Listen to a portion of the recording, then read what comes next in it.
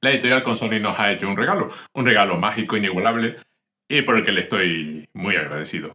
Ha publicado a Izumi Suzuki, una autora japonesa centrada sobre todo en la ciencia ficción, que escribió una obra singular, personal y tremendamente humana durante un periodo cultural tumultuoso, contradictorio y fértil. Una autora única. En Izumi Suzuki lo importante es la mirada y su magistral uso de la ciencia ficción para hablar del mundo tal y como es. ¿Qué es lo que hace toda la ciencia ficción? Sí, lo sepa o no, hablar del presente, incluso cuando habla del futuro remoto, porque el ahora mismo es lo único que está disponible a cualquier persona. El presente es lo único que tenemos. El genio de Izumi Suzuki radica en haber sido consciente de ese hecho, y lejos de considerarlo una limitación, vio su potencial liberador y se dedicó a escribir una serie de historias extraordinarias con la intensidad de quien no deja de mirar fijamente al aquí y a la ahora. Lo que quizá, paradójicamente, dota a su obra de una curiosa universalidad, porque mucho de lo que cuenta sigue tan o más vigente que el primer día. Este libro estupendo es Aburridísima y lo publica con Sony con traducción de Tana Oshima. Y espero que solo sea el primero. Son 7 historias que en ocasiones se acercan mucho al cyberpunk, antes de que a alguien se le ocurriese bautizar al cyberpunk. Porque como ya dije, son cuentos que tratan la condición del presente, y el presente es tan malo que resulta muy cyberpunk. Pero a pesar de recorrer distintos posibles escenarios de la ciencia ficción, son cuentos sobre las relaciones humanas en esas realidades, sobre el vivir en esos mundos, pero siempre con una capa de reflexión final, un cierto regusto que activa el pensamiento. El primero de los cuentos es un gran ejemplo. Se titula Un mundo entre mujeres y es una versión de la idea tradicional de un mundo donde los sexos están estrictamente separados. Aquí los hombres viven recluidos en zonas de exclusión, mientras que la sociedad está formada totalmente por mujeres. Sin embargo, no es una utopía, porque distintos detalles indican que las mujeres de ese mundo no son necesariamente más libres.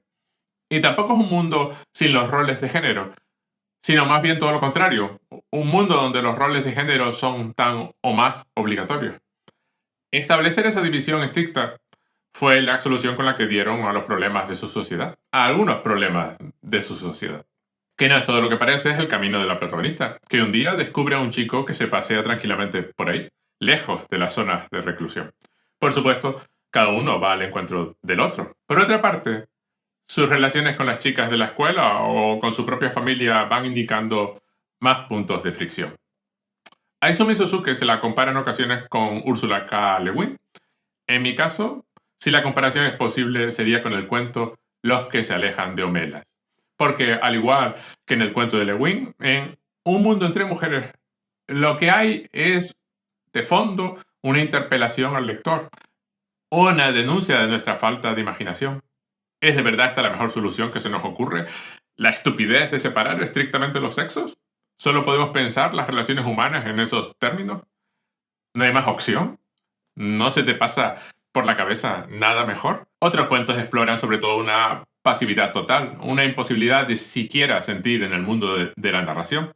Es el caso de You May Dream, donde ante una criogenización obligatoria, una amiga le pide a la narradora que le deje vivir en sus sueños.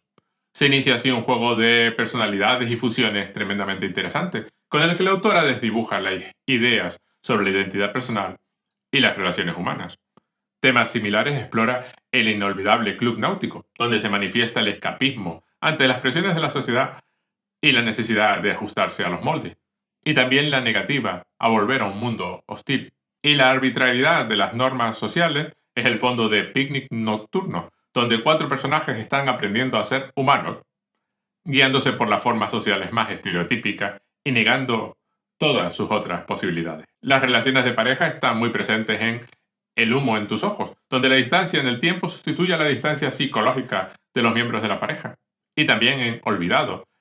La idea de que enamorarse de alguien es enamorarse de un extraterrestre se vuelve literal, con una mujer que debe decidir entre seguir en la Tierra o escapar a otro mundo. Un cuento que además toca también el colonialismo y la explotación. Y Aburridísima, el cuento que da título al libro, es un gran broche final. Es un cuento que explícitamente referencia a Blade Runner, pero que usa su ambiente de cyberpunk para fines radicalmente diferentes. De nuevo, una pareja de jóvenes que sufren de la más absoluta pasividad y que pasan sus días en una indolencia total, haciendo las cosas más bien porque hay que hacerlas. Hasta que se le ocurre una idea.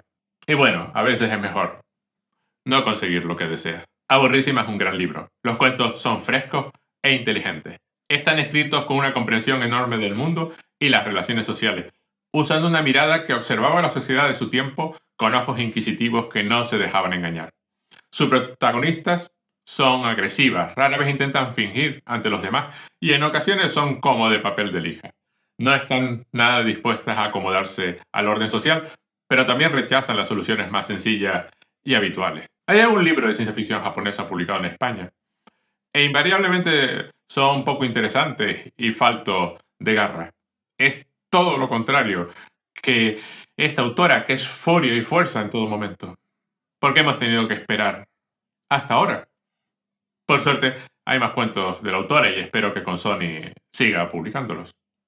Leo al final del libro que la idea de publicarlo fue de su traductora, Tana Oshima. Pues no me queda más que darte las gracias, Tana Oshima. Y hasta la próxima.